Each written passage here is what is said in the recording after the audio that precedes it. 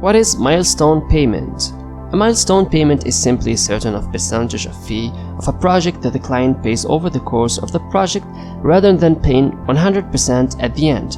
One rough example of a milestone payment system would be if a client paid you 30% upfront, 30% after the first draft is submitted, and 40% at the project completion. If you ever had trouble getting paid, give yourself more security with milestone payments. Here's how and why they work. They ensure some payments if project gets dropped. If you're working on a 4-month project and the client drops off the face of the planet at month 3, milestone payments ensure that you've at least got the payment from month 1 and 2. They guarantee that you learn that the client is a non-payer earlier in the project. If your client doesn't pay at the first milestone, a third of the way through a project, try to stop work on the project as soon as possible in order to cut your losses. They help steady your cash flow so you budget more easily, makes it a lot easier to pay your rent.